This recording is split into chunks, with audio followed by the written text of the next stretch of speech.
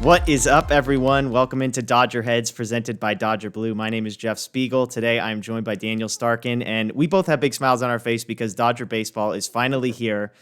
We thought for months that we might not see Dodger baseball, and then we were going to see it, and then we weren't going to see it, and yet here we are. Thursday, there will be baseball. Daniel, can you contain yourself? No.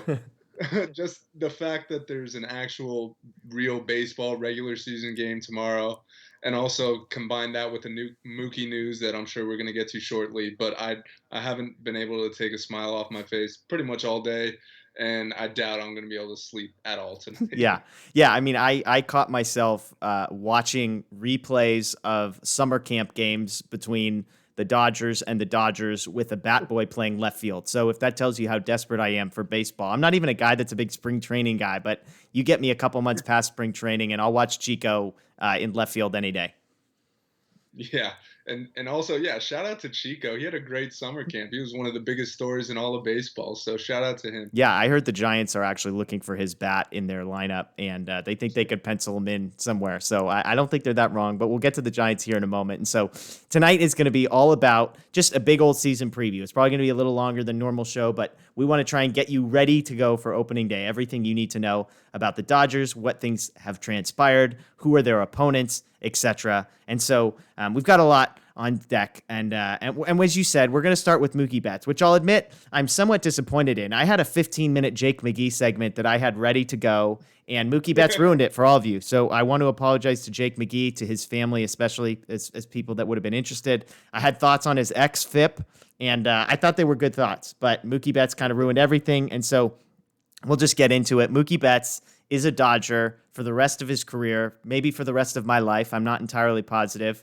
I was told by my brother that my daughter, who is not a kindergartner, will be a college student by the time Mookie Betts stops being paid by the Dodgers. And actually, with deferrals, she might be like a grandmother. But that's beside the point. Mookie Betts, done deal, officially a Dodger. The details are a 12-year, $365 million extension. So that's on top of the theoretical $27 million he was due this year. It's actually like 10 is what he'll end up getting paid. So 12 years starting next year. He gets a $65 million signing bonus. He does not live in California, so that is all tax-free. So shout out to him. Part of that, they said, is to offset the possibility that if the season is shortened in 2021 or 2022, he's basically going to get his full amount for the most part. Of the 365, it's also important to note that 115 million of those dollars are deferred. There are no opt-outs. There is not a no-trade clause in there. And so on the surface, there is almost nothing to not like about this deal for the Dodgers. Daniel, obviously this has been rumored all day. It was confirmed. As you've had time to think about it, now that it's sort of the ink is dry, what are your thoughts? Yeah, I'm not actually going to stand up because I'll go off the screen, but I'm giving a standing ovation to Andrew Friedman right now for the work he did in getting this done. It's a lot of money for Mookie, and he deserves every penny, but it's actually a reasonable contract when you look at it. Like the AAV is 29 million or so, which is very low, which means they'll be able to keep a lot of their other guys when it's their turn to get paid. But ever since the trade went down, the Dodgers made it clear that they want to keep this guy long term. None of us were sure if it would happen. We weren't even sure if he'd play a single game as a Dodger once the pandemic hit and everything. So for them to be able to negotiate this contract and for it to work out for everyone involved, it's an awesome day for the Dodgers organization. It's an awesome day for the fans. And even just the fact they got this done before opening day, so it's not a distraction at all once the season starts. It's a done deal. Mookie's a Dodger for life. He talked in his press conference about how much he loves it here and how much he's looking forward to playing here the rest of his career. So, yeah, awesome day. And I forgot to mention, we have a special new background just for today. Mookie Betts, congratulations, DodgerHeads. We've got you right there. Jackie Robinson is a beautiful thing. We got the Dodgers sign. We'll see. So shout out to the Dodgers. This picture came from their Twitter account. So thank you to them for posting this picture. They've got some great stuff up there. But just looking at Mookie Betts, I think we kind of said this probably early on as we started to think about Mookie Betts as a Dodger. if we're being honest, most baseball fans know of Mookie Betts, but maybe don't have an unbelievable appreciation for just how good he is. We know he was an MVP, but beyond that, I mean, you look at his numbers and they're really, really good, but they're not like Mike Trout level in any one particular category. It's not like he's a guy who hits 55 home runs. It's not like he's a guy who hits 370. He kind of is just very, very, very good at literally everything. He hits home runs, he hits for average, he steals, he plays defense, etc. And so that's one thing that I've had to try and process. But one thing that I think has put me over the edge of excitement is hearing other people talk about him. Let me throw a couple stats at you that I came across. So between the ages of 23 to 26, here are the all-time standings for wins above replacement. Mickey Mantle, Mike Trout, Willie Mays, Mookie Betts. That's the list. He is the fourth best baseball player between the ages of 23 to 26 all time. I mean, that points to the fact that, remember, this guy is 27 years old. So we're not talking about a guy who is past his prime. We're talking about a guy who is maybe a year or two into his prime, but should have 4 or 5 more years in front of him. He's got 5 seasons with a wins above replacement over 6. That's one more than Pudge Rodriguez had in his career, Roberto Alomar, Pete Rose, Carl Yastrzemski, Willie McCovey, Brooks Robinson. One more than all of them had in their entire career. Derek Jeter only had 3 of those. Larry Walker had 3. Biggio had 3. Tony Gwynn had 3. Robin Yount had 3. This is from a guy named Paul Hembekides on Twitter. And again, Mookie Betts has done all of this at the age of 27. So I just really don't think we can overstate how good he is. You look at Red Sox fans and how mad they are. I mean, I think maybe that sums up how positive fans should feel about this. But I just can't get over how good this guy is. And I haven't even really seen him play baseball yet. Yeah. Yeah, and when you talk about WAR, not many people know exactly what it is, but it's kind of an all-encapsulating stat to quantify the type of impact a player makes on a baseball field. And WAR loves Mookie almost as much as Trout and more than anyone else in the league, and rightfully so. As you mentioned, he does it all. He's a Gold Glover and right. He steals bases. He hits homers. He hits for high average. He doesn't strike out a lot. His bat to ball skills are incredible.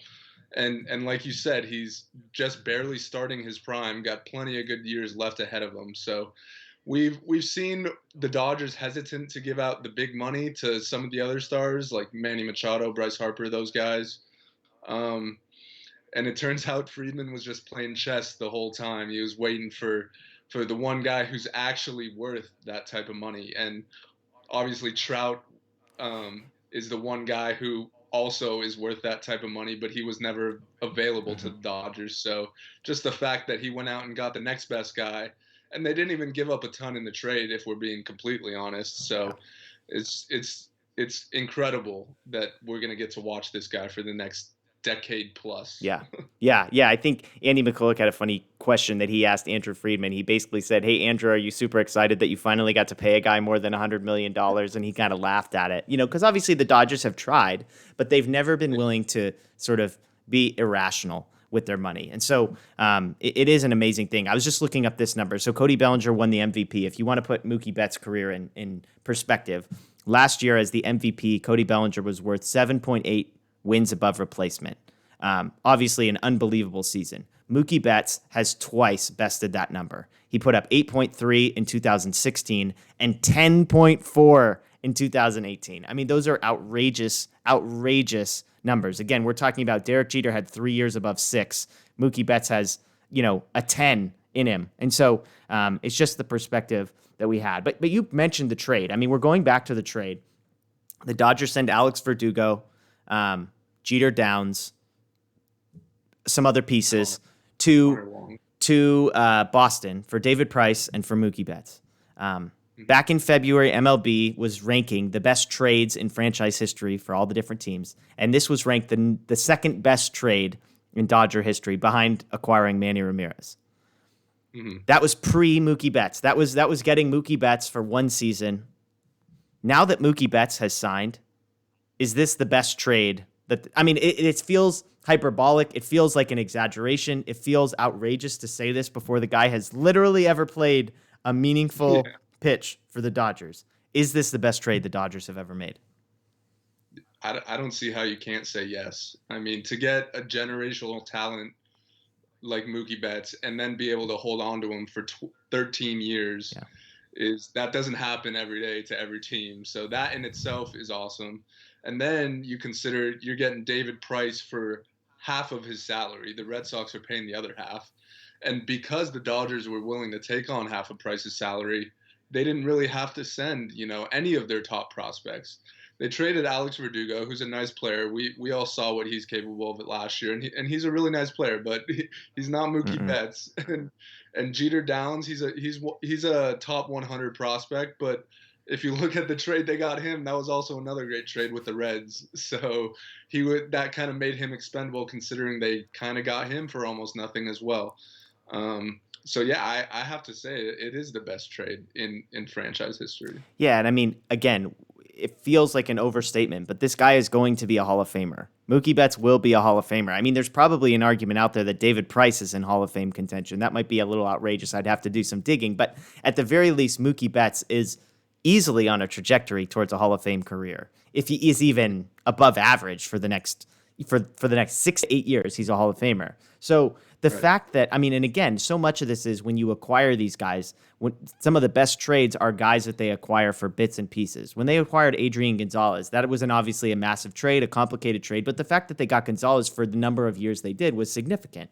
But when you trade for Manny Ramirez, when you trade for Manny Machado, for Yu Darvish, those type of players, you're usually getting them for a few months. It's a rental. And so the fact that the Dodgers were able to spin this trade into a long-term deal, now they have to pay the guy. They had to sign him. He didn't have to sign with them. But the fact that they acquired him, you cannot argue didn't help and didn't make this more possible. And Of so course, yeah. I definitely agree, which leads me to my follow-up question. Is this signing that the Dodgers made official today the greatest signing in Dodger history?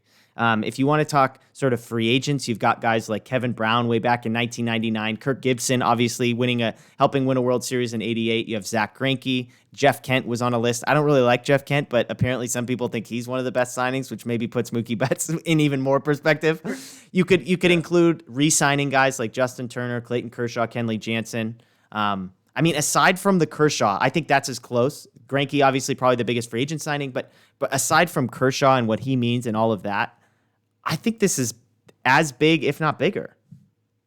Yeah, and Kershaw was the one guy I was going to mention as well, just because what he means to the organization as a whole, and also just because of what kind of person he is off the Yeah. field. All the charity work he does and such. And that's also why I think that Mookie is the best signing, because not only we spent the last 10 minutes talking about how great of a player he is on the field, but he's just as good of a person off the field, and he's going to do outstanding work in the LA community for the next decade. So I think it's a lot of money, 380 million or whatever it is, but I think he's worth every penny of it, and we're going to see why real soon. Yeah, and I mean, the first thing Andrew Friedman talks about is his work ethic and things like that, which I think is of significance. And let me just point something out about people are going to make a big deal about the 12 years. They're going to make a big deal about the 360 million, which means, hey, as a 38-year-old or whatever, he's making $29 million on average, something like that.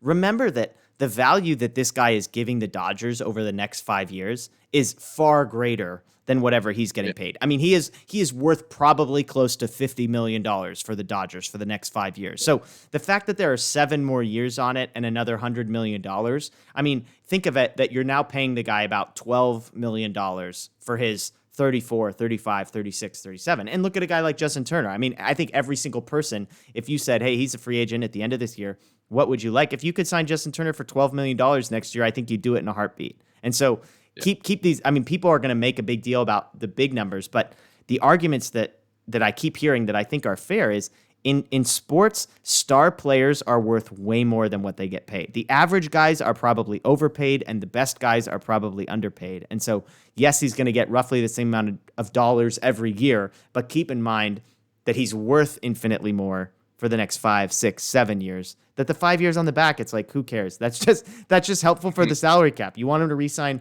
Cody Bellinger and Walker Buehler and those guys, then be glad that he's got a $27 million hit 12, 13 years from now and not 7 years from now.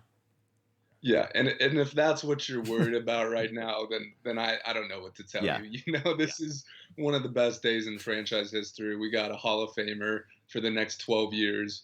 I'm not even thinking about what kind of production he's going to have in 2033, you know? Yeah. Yeah, Like, it's because you're not a real fan, Daniel. It's because you're not a real fan. Okay. it's true. Yeah, no, I mean, the people, look, we love you, DodgerBlue.com, we love you, but I mean, come on, just be happy for yourselves. Like, just allow, I know quarantine, life is really hard right now. Like, we don't need to look for negatives in everything. It's not your money. Mookie Betts is going to be a Hall of Famer. He's going to be a Hall of Famer in a Dodger uniform, and he's like going to be a Dodger for the next decade of your life. Just enjoy that moment. Allow yourself to enjoy it. Allow yourself to smile and move on with our lives. Exactly. So Mookie Betts is the big story. Obviously, he's going to be around. That's great news. One of the other big stories that came out this week was actually about somebody who's not going to be around, which is Gavin Lux. Gavin Lux, arguably one of the top 5-10 prospects in all of baseball. Most people had him penciled in as the starting second baseman for the Dodgers after he came up at the end of last season, played a little bit in the postseason. Most people had him penciled in.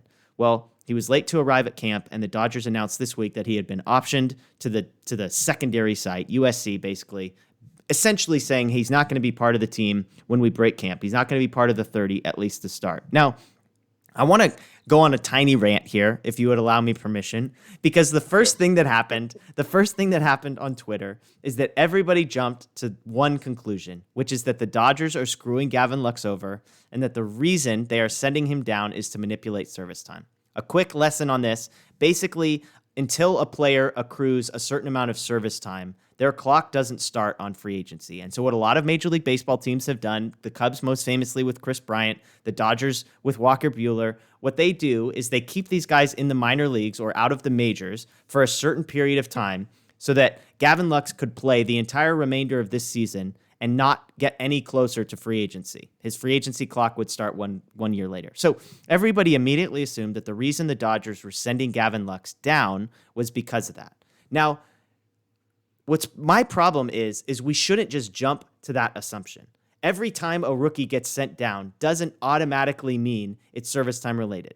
And I'll say up front, I hate that Major League Baseball teams manipulate service time. I hate that they lie and they make up shady excuses for why Chris Bryant isn't good enough to play in the major leagues for the first 4 weeks of the season, but on day number 29, he's miraculously ready, and then he crushes it, and they're shocked. They're surprised that he could hit major league pitching on day 29. I hate the fact that this happens, but it doesn't mean that every time. Consider this. Gavin Lux was late to summer camp for the Dodgers. We don't know why, but clearly we know one thing. The Dodgers were not telling Gavin Lux, hey, don't show up for a while. We want you to be late. We want you to be rusty. Don't show up. We know Gavin Lux was not voluntarily on his own deciding, hey, I'm going to show up late, so I'm not in good spot. For whatever reason, you can jump to your own conclusions. Gavin Lux was late. Okay, something prevented him from being there, which is a big reason why. Number 2, he was out of sync. He didn't look good. You could not watch the summer camp games and think otherwise. He was striking out. He couldn't hit the ball. In the last game, he couldn't throw the ball to first base. He was a mess in the field. Everywhere you looked, he looked like a 22-year-old that hadn't played in the major leagues yet and who was late to summer camp. Third, the Dodgers have incredible options when it comes to second base. Gavin Lux is not the end-all be-all. It's not the San Francisco Giants, who have no depth. The Dodgers, if Gavin Lux doesn't play, guess what? They put Chris Taylor there, who's arguably a better player than Gavin Lux to begin with. Or they could put Kike Hernandez there, who's arguably better than 22-year-old Gavin Lux to begin with. And by the way, both of those guys are absolutely crushing it, right? Not to mention, they don't even need Gavin Lux as a pinch hitter right now. They have Edwin Rios, they have Matt Beatty, they have AJ Pollock. They have all these guys coming off the bench. Okay, that's the third. The fourth thing I'll say. We're talking about a 22-year-old in Gavin Lux. I don't know Lux. I don't know what he's like, but I do know that if my first chance at an everyday gig was in a spot in which I was behind the 8 ball and not set up to succeed, I wouldn't be pumped. Imagine Gavin Lux gets put on the major league roster because the Dodgers are afraid of the Twitter mob, thinking that they're manipulating service time. And imagine Gavin Lux goes 0 for 10 with 6 strikeouts in the first 3 games. You're telling me that's not going to mess with a 22-year-old getting his first shot at an everyday gig. And now, not only do you have to fix his swing, not only do you have to iron out his fielding, but now you've got to deal with a guy that might be broken by the possibility of getting into his own head. So, to me, the answer is sitting right in front of us. The answer is not service time manipulation. It's that the Dodgers have other options, guys that are more ready, and Gavin Lux isn't. Now, do I think the Dodgers are excited inside, and they'll never admit it publicly, that Gavin Lux isn't ready today? I'm sure they are. They'd love the fact that he might get an extra year, but I refuse to believe that that's the purpose. Now, if Taylor and Hernandez struggle and 2 weeks from now we're in the same spot and Gavin Lux is still at USC, then we can talk. But what if those guys hit 300 with power, play great defense, the Dodgers are 10-4, and then you're not going to hear me clamoring for Gavin Lux to come back, right? Because things are going to be great. So for what it's worth, there's conflicting reports, how long he has to be down, whatever. My point is simple, Daniel. I think you agree with me, maybe not entirely, but I just refuse to believe that, like, you have to work so hard to make this about service time, and I just don't see it. Yeah. I feel like it's Daniel Starkand bobblehead night on DodgerHeads, because I was just kind of shaking my head yes as you were going along that rant. Yeah, I agree with everything you were saying. And one thing I'll add is that this is a 60-game season. This isn't 162 games. You need to put your best 9 guys out there every night, because if you start 0-4, then you're looking up the whole season. So they need to get off to a hot start, and to do that, I think it's pretty clear right now that Chris Taylor and Kike are both superior options at second base. They're both just absolutely mashing the ball. Yeah. And like you said, Lux showed up late and he hasn't looked like himself. That doesn't mean he doesn't have a very bright future. He still, could be a future all-star. Like, he's still one of the top prospects in baseball. But I don't see anything wrong with sending him to USC so he could get more work in the field, more at-bats in low-pressure environments. And then whenever he's ready, you could call him up. And if he earns the starting second base job at that point, then maybe we get to the postseason and he's starting at second base. Maybe he's coming off the bench in the postseason. I don't think they need to rush him along just because the fans want to see him, or the fans want to, yell through their, whatever about service time. Yeah. But it's clear that he hasn't looked like himself. His mental clock is a little bit off right now, I feel like, and I just think more reps is going to do the trick, and I think he'll be okay. And the Dodgers are putting their best 30 guys on the opening day roster, and I don't have a problem with that. Yet, like you said, service time very well could have something to do with it, but it's also just the fact that he's not a major league starting player right now. Like, there's no anyone who's watched him in these exhibition games would agree.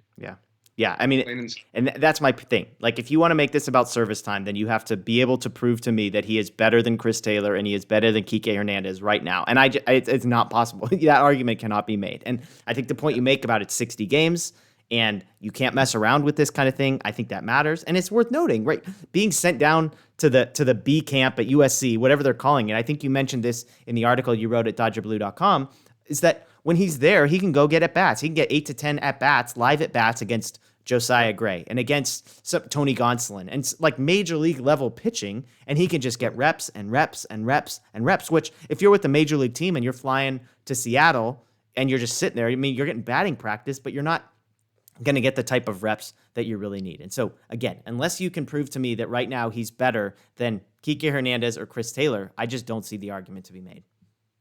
Yeah, and no one likes this service time rule. Hopefully when they talk about the new CBA next year, they could fix that, because it's a silly rule. I don't even think teams like it, but like, it's kind of to their advantage. But like, it's not like they don't like Gavin Lux and they're excited to send him down. Like, no, that's not the case at all. And if Gavin was hitting the way Chris Taylor's been hitting, then this conversation would be very different right now. Yeah. No, neither of us are in favor of this service time rule, but we could just go off of what we've seen, and right now I think it was the right decision. Yeah. And I mean, and again, with Lux, so much of this is about projection anyways. So it's not like we're looking at a guy who's made all-star teams. It's a guy that we think might make all-star games one day. So he hasn't even proven it. I think that's worth considering. So well, let's move on. The next piece that I want to talk about is sort of big picture. So we've got Mookie's in, Gavin's out temporarily. What about the Dodgers as a team and as a group? And I think one of the big questions that maybe to many Dodger fans we don't really think about until tomorrow is, well, the NL West, right? The biggest thing is you've got to win your division. You win your division, you make the playoffs, no questions asked. The Dodgers have won the division a million times in a row, and we're thinking about the NL West. And so as I go through each of these teams, Daniel, I want to just sort of think about it in this way. As we look at each of these teams, do you think this team is better, worse, or the same as they were last year? So we'll start with the Diamondbacks. The Diamondbacks are projected to win 31 games this year, so just barely over 500. That's the second most behind the Dodgers. The Dodgers are at 38.5 wins, so quite a bit above, according to Las Vegas. The Diamondbacks are projected to have the 9th most wins in the National League. But Daniel, in your estimation, are the Diamondbacks better, worse, or the same as they were last year? I think they're a little better. I think when you look at the acquisition of Mad Bum, he's not the ace he used to be, but he's still a solid starter. They might have overpaid a little bit, but that doesn't, I mean, that doesn't, consider the player he is on the field. I think he's going to help them win games compared to whoever else they would have had in their rotation. And they traded for Starling Marte. He's a solid player that could bat at the top or middle of their lineup. So I think they're a little better. But I will say, I think if you look at their record last year, I think they won like 84 or 85 games. So I'd say they overachieved a little last year based on their roster. So even though their roster got better, I would expect their win percentage to be kind of similar to where it was last year, maybe a little bit above 500. Yeah. I mean, that I put same, but I think we're in agreement is that I agree with you. They were a bit of a surprise last year. They probably overachieved. They rode some breakouts of some guys that we're not entirely sure are sustainable. So it'll be interesting to see. As you said, they added a guy I refer to as Sad Bum, not Mad Bum. I like Sad Bum better. They add Sad Bum, which, again, glad you overpaid. Glad he's not a Dodger. They added the other Marte, so we never have to get our Martes confused. Starling and Ketel are both in Arizona. But, I mean, the Diamondbacks feel solid to me, but not dramatically better. So I'd go with the same. I mean, again, I'm not sure, like Christian Walker, Eduardo Escobar, they had these guys that broke out. Are those things sustainable? I'm not really sure. Is Madison Bumgarner, what does he have left? I mean, I think he's still a good pitcher, but I don't know. So I'd go with same. I think 31 feels about right, and I don't think the Dodgers should have much trouble with the Diamondbacks. No. We saw it in the exhibition games the last few nights. Fair enough. Okay, second on the list, I guess third in the division is the Padres. 30.5 wins is the over-under. So just a half game behind the Diamondbacks. They're projected to finish 11th in the National League. Better, same, or worse for you, Daniel? I think they got a little better. I think kind of the opposite of the Diamondbacks. Yeah. I think they underachieved a little bit last year. They were kind of a trendy wild card type pick, and they ended up finishing below 500, which they're a young ball club, so it wasn't too surprising. But I think they made a few nice additions this offseason. Their bullpen was already good, but they picked up Drew Pomeranz and Emilio Pagan, who are two solid arms. So they got a great bullpen. They picked up Tommy Pham, who's a solid ball player that you could put at the top or the middle of your lineup. So I think they had a solid offseason, and all their young guys obviously are going to continue to get better. If you look at, they'll get a full season of Tatis, who is one of the most electric players in all of baseball. So I think they got a little better, and I think the Padres are the second place team in this division. Yeah. In my opinion. Yeah. No, I mean, my confession to make is that the Padres scare me a little bit, probably more than the Padres should. We've talked about my fear of sample size. 60 games is not a big enough sample size. Now, I think the gap between the Dodgers and everybody else is going to be big enough to make it so it doesn't matter. But the Padres are the team that scares me. They're young, they're talented, they have star power, right? When you look at the Diamondbacks, it's like, okay, who's the alpha? Well, you've got Machado, you've got Tatis, you've got guys, Eric Hosmer, who's not a star, but sort of has some gravitas to him. This is the team. This is the team that in a 60-game season can freak out and go 35-25. And it's like, what? How did that happen? Because it's just a weird sample size. So I think the question is starting pitching. They have some talent, but they're young. So Chris Paddock, guys like that, Dinelson Lamet, like what do we get out of those guys? Those are the types of guys that could throw together 10 really good starts of like a 2.7 ERA, and you're like, what the heck? Now, or they could do 4.8 ERAs. The inconsistency there. So I think starting pitching is the key. We know their bullpen is good. Their bullpen is solid. It's always the best. It never makes any sense to me, but they love their bullpen down in San Diego, and they're really good. And so I've got better as well. I think it's the second best team in the division, and I think there's going to be a stretch 2/3 of the way through the season where the Padres give the Dodger fans a little bit of a scare. it's definitely possible. Yeah. Okay, so next up, we've got the Rockies, 27.5 wins. So again, that's projecting 27.5 and 32.5. The 12th best team in the National League. Better, same, or worse for you, Daniel? They were already bad, so I'm not going to say worse, so I'll just say same. I don't think they're going to make too much noise this year. Their pitching staff is very unimpressive. They have some decent hitters, of course. It's the Rockies. They play at Coors Field. They're going to hit the ball. But if you look at Nolan Arenado, that's a guy who wants out openly. He came out and straight up said, "Trade me." So he's not happy. And yeah, I think they're gonna finish similar to where they were last year. Yeah, this was a 71 and 91 team last year. I wrote down worse, but it is actually hard to be worse than 71 and 91. They've got Arenado, they've got Story. If you like Charlie Blackmon, they've got him too. And then, Yeah, it's a cliff. It's a cliff, folks. We got Matt Kemp starting at DH. This guy didn't even play last year. And that'll make it more watchable, at least for us who are fans of Matt Kemp. Yes, exactly. Pitching's a mess. They've got John Gray and Kyle Freeland, who were good like 2 years ago, and then absolutely awful last year. I just think that whole team's a mess. I think you said it. Whereas the Padres, there's positive momentum. I mean, whatever the opposite of what's going on in San Diego is in Colorado. Your best player wants out. He's got beef with ownership. It's a season where people are probably a little irritated. You have literally no hope of doing anything. I think that could get to be a dumpster fire real fast in Colorado. And if not, for our next team, we might be talking about them at the bottom. But thank goodness for the San Francisco Giants. Over-under win total is 25. I can't run fast enough to bet the under on this. They're projected to be the 14th best team in the National League. Only the Marlins are worse, and I would argue that that's offensive to Marlins fans. But Daniel, the Giants, believe it or not, finished third in the division last year. Better, same, or worse? They were 77 and 85, so it wasn't a good third, but better, same, or worse for you?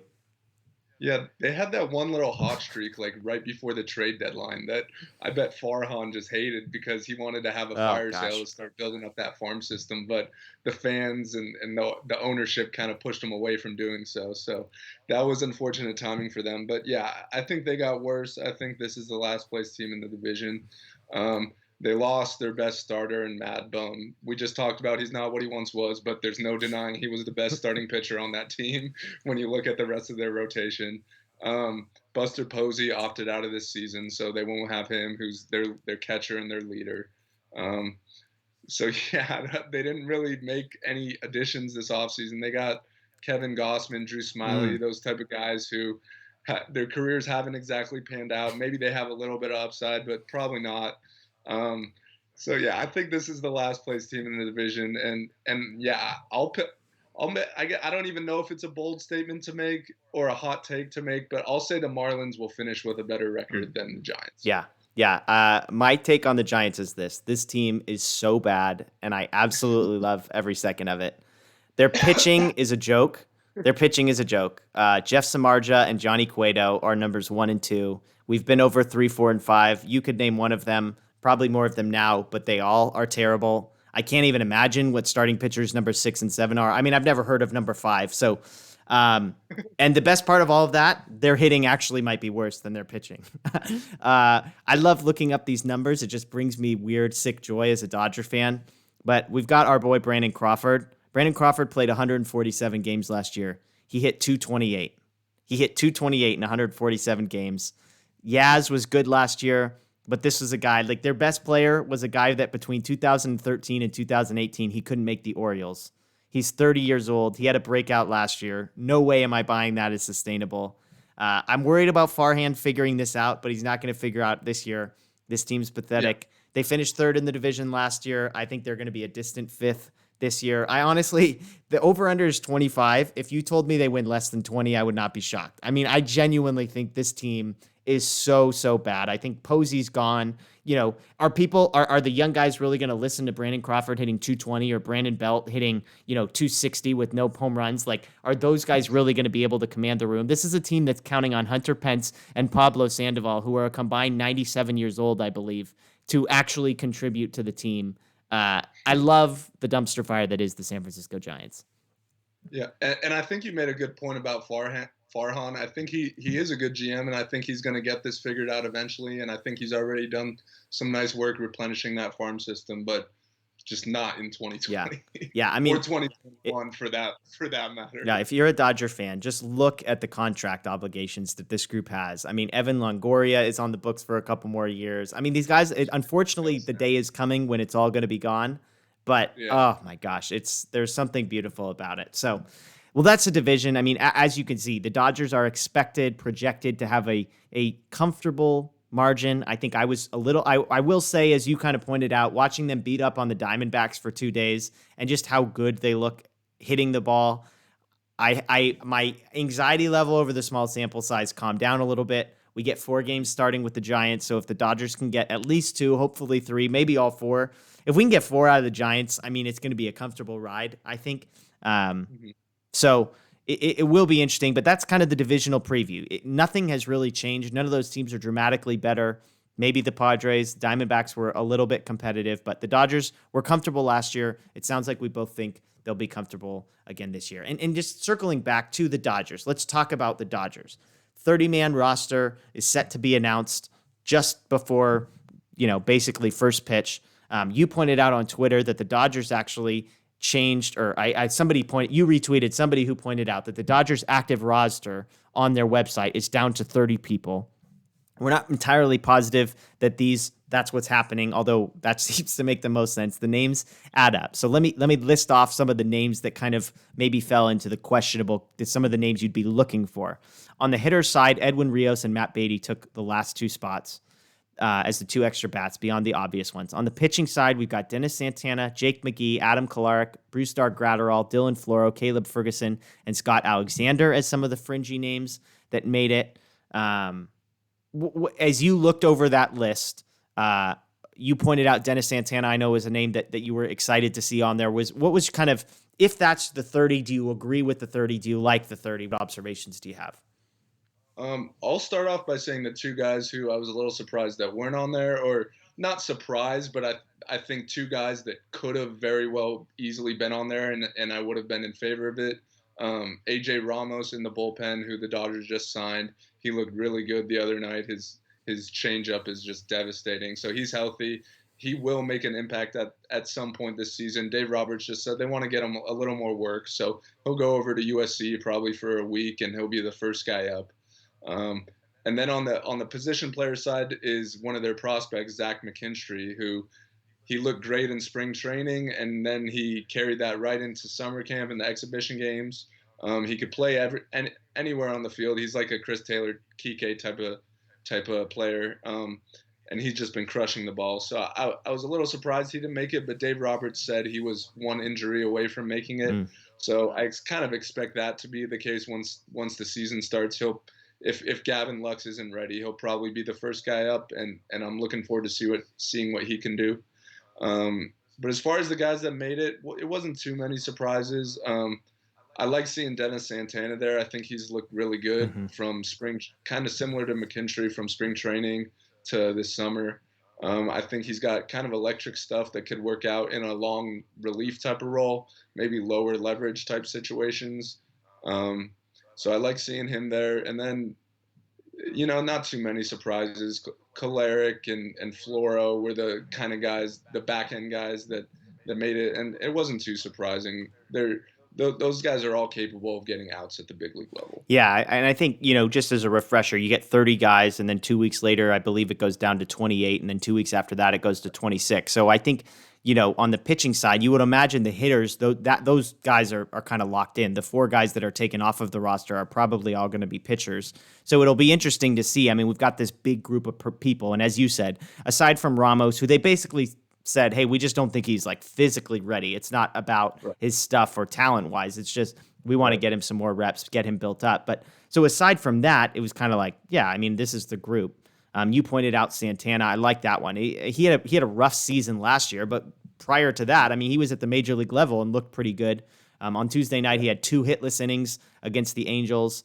One guy that was surprising to me and maybe it's just because I don't know. I know you wrote up a little bit about him. Jake McGee. I mean, talk to me. I recognize the name. I was like, oh, this guy, he was good in Colorado. Then I looked at his stats. I was like, oh, no, actually, he was terrible at Colorado. He Yeah, signed a big contract, but he's been bad for 3 or 4 years. So were you surprised yeah, to see him get signed and then immediately penciled into one of those spots? yeah. I was surprised by the signing, but once they made the signing, I wasn't Sure. surprised that he made the roster. But yeah, when Jake McGee, he definitely struggled the last couple years with the Rockies after signing that big extension. But pretty much every reliever struggles playing for the Rockies. They play at Coors Field, which isn't ideal. Um, and he has familiarity with Andrew Friedman. His best years came with the Rays, and if you look up the numbers, he actually had some really good years when he was with the Hmm. Rays. So maybe Friedman, thinks there's some potential that he could unlock there and maybe get back to that point. And if not, you could DFA him after a few bad outings if you want to. He didn't look great the other night against the Angels, but he also had just driven all the way from Colorado, so I don't think we need to put too much merit into that one outing. But it's a bullpen that lacks lefties, so it's not surprising that they added a lefty, but we'll just kind of have to wait and see how it goes. And if it fails, it's not that big of a deal. It's a 1 year deal. So Yeah, I did think the yeah, lefty thing is interesting, especially. I mean, you got a guy like Kolarek who's a lefty specialist, but with the new rules, you got to face 3 batters.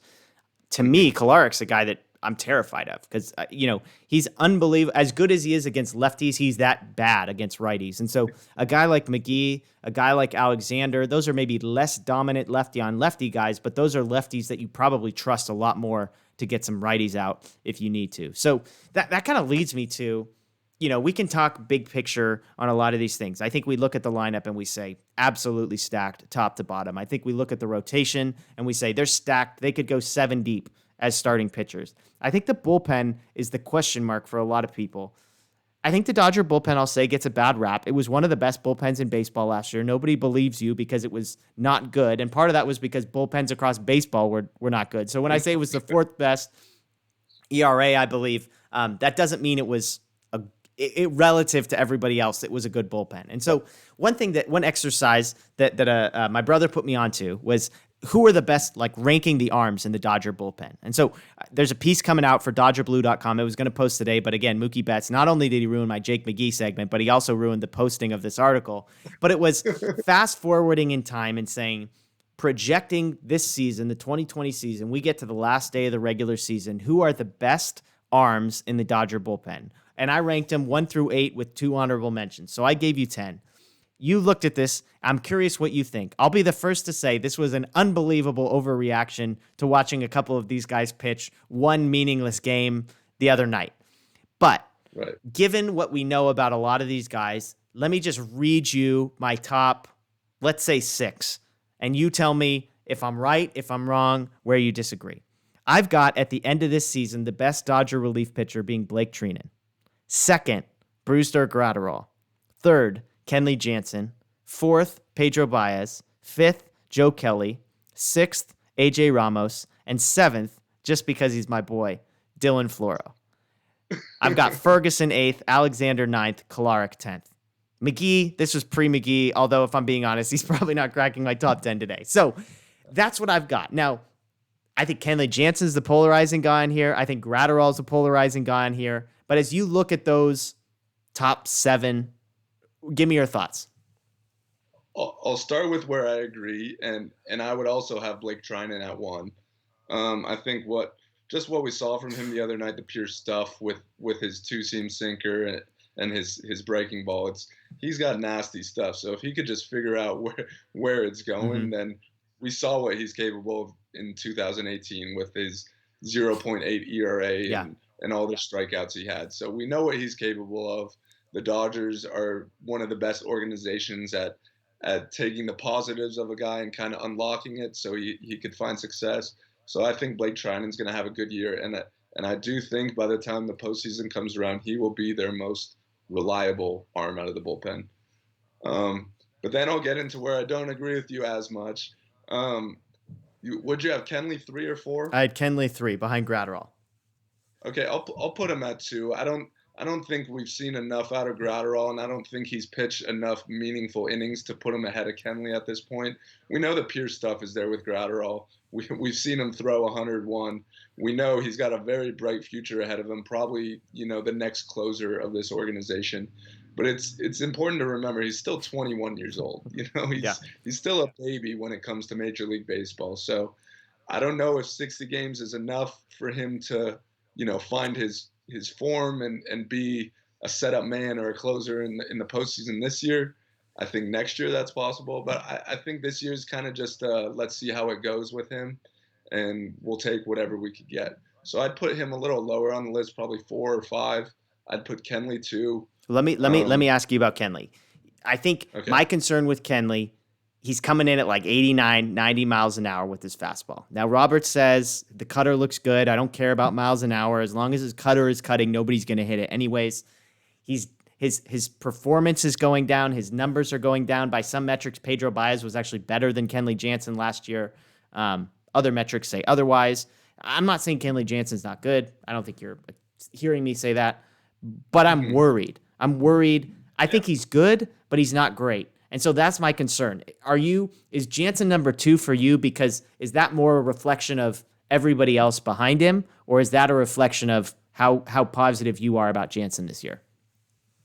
Yeah, let me start by saying I don't think Jansen is going to reclaim his 2016, 2017 form where he was arguably the best reliever in baseball. I'm not expecting to see that Jansen this year, but I also think the bad in him has been overplayed a little bit much. Like if you look at the numbers, he still was not bad at all last year. He blew a few saves, gives up a few homers, but for the most part, he still had pretty good numbers especially when you compare it to some of the other arms in the Dodgers bullpen. I was a little concerned seeing how low his velocity was last night. I'm not going to lie. And Matt will attest to that. I sent him a text and asked him, I said, why is Kenley throwing so slow? Some of his cutters were at 87 to start it off, but he's never been a guy who's reported to camp in his best form. So he kind of works into it. Obviously, you don't have that luxury in a 60-game season, but I think as he gets going, he could still be, an above average closer, maybe not an elite closer, but I still think he could be really good. And if you look in at the other arms in the bullpen, there's not a lot of guys with a huge track record. Pedro Baez has a bit of a track record. I'd probably have him at 3 or 4 just behind Kenley, but yeah, I'm not huge on Kenley, but I'm also not as low as a lot of other people, I'd say. Fair. It is interesting. I mean, 2018 was actually his worst season. 2019 was a massive improvement WAR in 2018 was like 0.3. It was up to 1.2. His K rate was back up. So there were some positive signs, but again, that's comparing it to 2018. If you compare it to 2017, it's all downhill. So you've got Treinen, you've got Jansen. You said you have Baez 3, and then how do you shake out sort of Gratterall, Kelly, Ramos?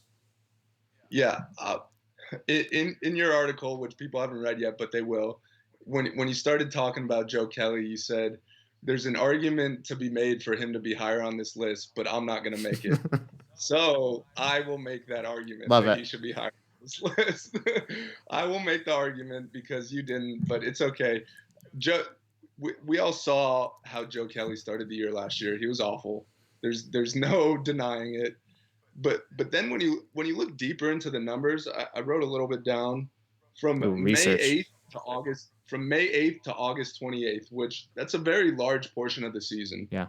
He appeared in 32 games and he posted a 1.69 ERA, a 1.04 WHIP with 44 strikeouts and 16 walks in 32 innings. So that's pretty good. Yeah. And then from August 28th on, he got hurt. They didn't really say what was hurt. They just said he's hurt. He didn't pitch for a while, and then when he came back, it was April Joe Kelly again. But I think the Dodgers unlocked something with him, and we also saw what he was capable of in the 2018 postseason when he was on the Red Sox. He straight up shut down the Dodgers. He throws 100 miles an hour, which I think plays up really well in October. So I expect him to have a much better year this year, and I'd have him and Pedro Baez. I'd say 3 and 4. They're both even for the 3 and 4 spots, I'd say. Yeah, and I mean, here's the argument that I think people love Baez. Baez was good. I've read a lot of people that are really high on Baez. I'm not down on Baez. I think Baez is a really good player. I don't think if he's your second best reliever, you're in good shape. But here's the statistic for Joe Kelly that encouraged me and for Pedro Baez that depressed me. Okay. Batting average on balls in play. Basically, once a ball is hit, what percentage of the time does it go for a base hit? And most sabermetrics people would say this is generally a luck stat. Once the ball is put in play, whether or not it finds a hole, whether or not it drops in front of an outfielder is generally luck. Joe Kelly, hitters hit 323 on balls in play last year for Joe Kelly, which is incredibly unlucky by all standards. For Pedro Baez, that number was 213 last year, which is incredibly lucky. Both of those are incredibly extreme numbers. All that to say, Pedro Baez was good last year, but he was probably really, really lucky as well. Joe Kelly wasn't great last year, but he was probably really, really unlucky at the same time. And so those are the types of things. Kenley Jansen last year, for example, was 273, right in the middle. That's probably about the major league average. Obviously, your stuff does play into this, but that's the argument I think you can make, is that Baez overachieved, Kelly underachieved. I think, some people would point to, hey, the second half of last year, Baez was really good. But I mean, again, part of the conversation has to be his numbers were really good, but was it luck or was it actual ability entirely? Mm-hmm. So, okay. And go ahead. Let me just point out real quick, this is going to be Pedro Baez's last season in the Dodger uniform. He's a free agent after this year, and I don't anticipate them re-signing him, especially with them just handing out 300 whatever million to Mookie. So I think Pedro Baez is oddly one of the most polarizing players on the team. At one point, he was by far the most hated player on the team. Now people kind of like him, so we'll see how this year goes. But let's just enjoy this last final season on the Pedro Baez roller coaster. Yeah. And so here's the argument from somebody. Kenley Jansen, 4.44 ERA, second half of last season. Baez was 3.3. He had a 2.9 from August onward, under 1 in September and October. So that's the argument if you want to be pro Pedro Baez over Kenley Jansen. The guy, we've spent probably too much time talking about the bullpen. I do think Ramos is the wild card here. I do think he's the guy. I've got him 6th on my list. I think you could make the argument that he's higher. And I think Jansen's the polarizing one. I think some people have Jansen 1, some people have Jansen 7. So me at 3, maybe I'm just sitting on the fence there. But I think the moral of the story is this is a talented group. Now, Ramos, Trinan, Gratterall, those are high ceiling, low floor guys. And any one of those guys could be a mess, or they could be fantastic. Joe Kelly probably fits the category. We saw Joe Kelly a mess last year. So I think at the end of the day, we could say that there is more talent in the bullpen than there probably has been in years. Maybe, Brandon Morrow turned out nicely, but I think there's a couple guys in here that could go with that. So as we move away from that conversation, I want to sort of close out our time by looking at some predictions and some picks for the year. And Daniel has not seen these numbers, but I'm going to throw them out. I want to give you some over-unders that Vegas has for individual players, odds for that kind of thing. And you tell me whether you like the over or the under. We don't have to talk about this a ton. We can just kind of rattle through these. But the first one I'll give you is Cody Bellinger. Over under 16.5 home runs. Now, to give you some context, that is 45 home run pace. So for Bellinger, are you going over or under 16.5 home runs? I'll go over. This is the MVP we're talking about. It's Cody Bellinger.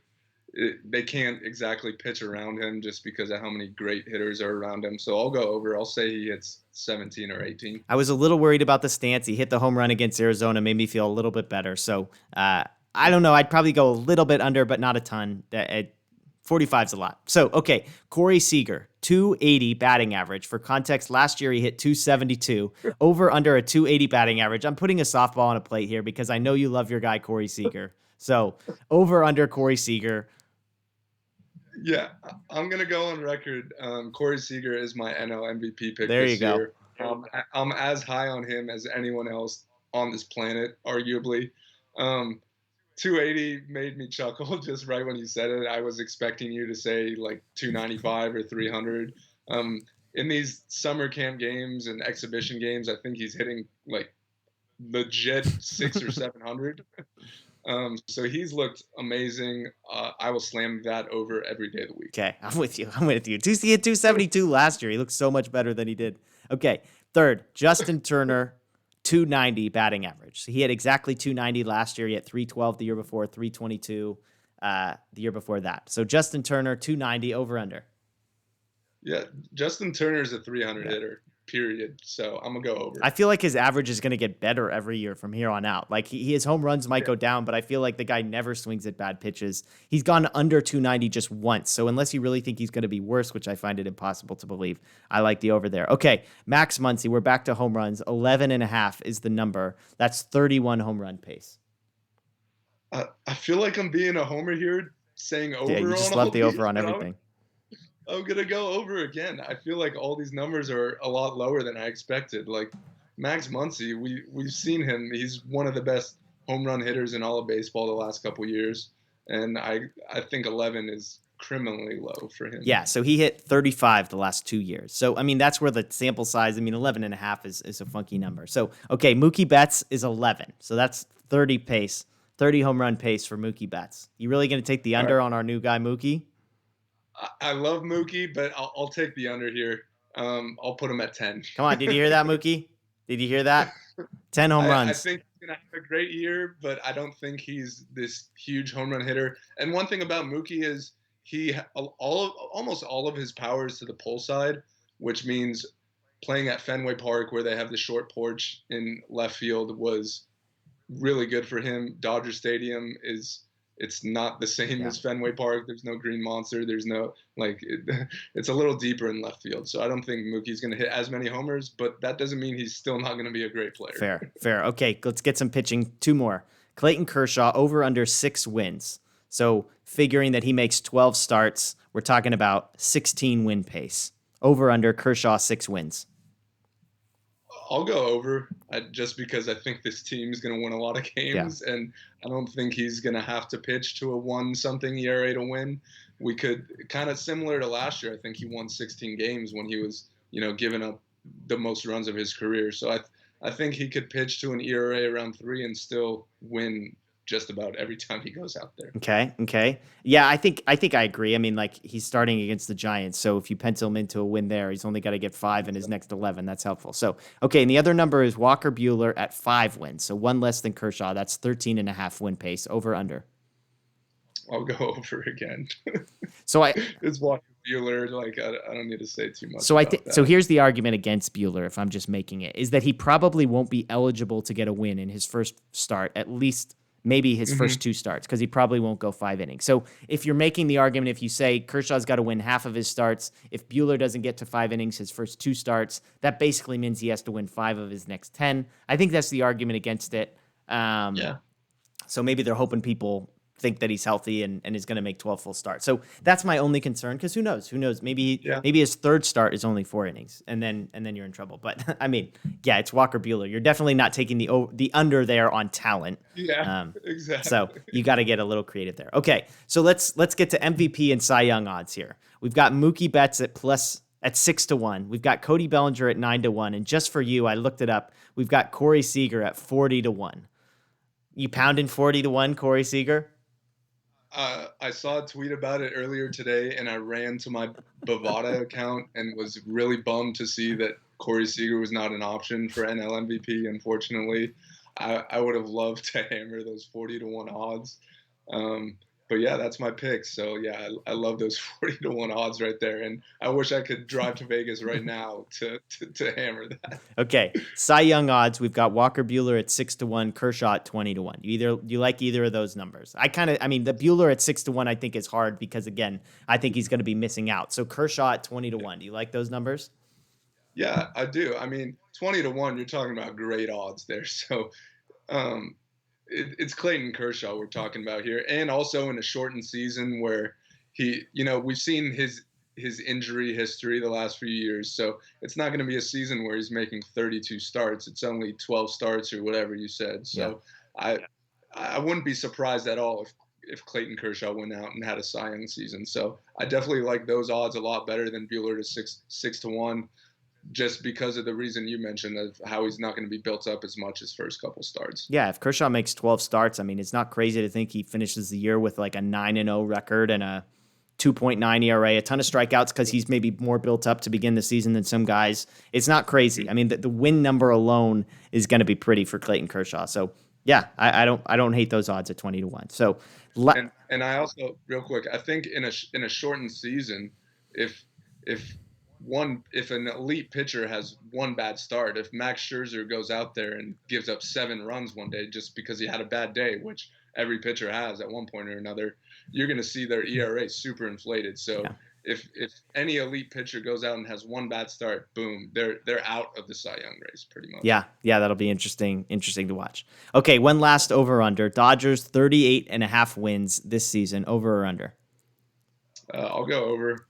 They're going to win 40 games, in my opinion. 40-20, best record in baseball. Yeah, I mean, like I said, I mean, the last week has put to rest a lot of my fears and my anxieties. Now, 5 days from now, after we've played the Giants 4 times, I hope I'm not saying something different. But yeah, I mean, you look at the division and you're like, okay, they get how many games against the Giants and they get how many games against the Rockies? I mean, you're penciling in a bunch of wins right there. Again, the Diamondbacks and the Padres, even teams that we're calling competitors in the division, are, bottom half of the National League teams. So just in their own division, the Dodgers should get a bunch of wins, and every game matters. So you expect the pressure to be on. So with that, Daniel, here's the last question I'm going to ask you, and then we'll get out, which is the Dodgers season ends with ... Mookie Betts holding up the World Series MVP trophy. Okay, I like it. Yeah, I mean, I look at this team and it's built. It's built to win the World Series. They are better than they have ever been. We asked Alana Rizzo last week, is this the best Dodgers team you've covered? She said yes, unquestionably. They've lost some pitching, but they've probably made up for it in other ways. They've added Mookie Betts. The bullpen is as good as ever. They're healthy. They're deep. I'm with you. I mean, it would be foolish to predict anything other than a World Series. They are the World Series favorites for a reason, and there's nothing that makes me believe they can't come through on that this year. Yeah, and I'm just going to throw it out there that I'm not always like a super optimistic type of person, but I think just the fact that at the last few minutes you saw how high I am on this team, and I think it's just a testament to, like you said, this is the best Dodger team that we've seen arguably in our lifetime. There's so much talent on this roster, top to bottom, position players, pitchers, bullpen, starters. It's a really talented club, arguably the most talented in baseball. And not only that, I think they're a hungry club. We've seen them, fall short the last few years. So I think they're as hungry as ever to go out and win it all this year. Yeah, and I mean, to your point, when we talk about a guy like Corey Seager being in the MVP running, we were joking with Alana last week. He might be the 7th best hitter on the Dodgers. I mean, you could make an argument for the number of guys ahead of him. So when you think about that, you have Buehler and Kershaw, 2 of the best pitchers in baseball. You have a bullpen that's deep. You have a manager. You have a bunch of guys that have been there. I mean, there's nothing not to like. So, well, there you go. The 2020 Dodgers are about to kick off the season, hopefully with a big win over the Giants, hopefully with a sweep. We can rest easy, hopefully no anxiety this year. They just coast to a division championship, and we can rest up for the playoffs. But that'll do it for us tonight. Thanks for sticking around. Thanks for watching. It's going to be a great season. We're actually going to go live. Daniel and I are going to go live after opening night. So join us for that. Hopefully it's a positive conversation. Hopefully there's more smiles. We're talking about Mookie Betts' debut in positive tones. But with that said, check out DodgerBlue.com for all of the latest information. The 30-man roster is finalized. All sorts of stuff about opening night. It's going to be great on there. Follow us on social media, DodgerBlue1958, on YouTube, Facebook, Twitter, Instagram, all the places. Rate, review, subscribe. We appreciate you all, and have a good rest of your day.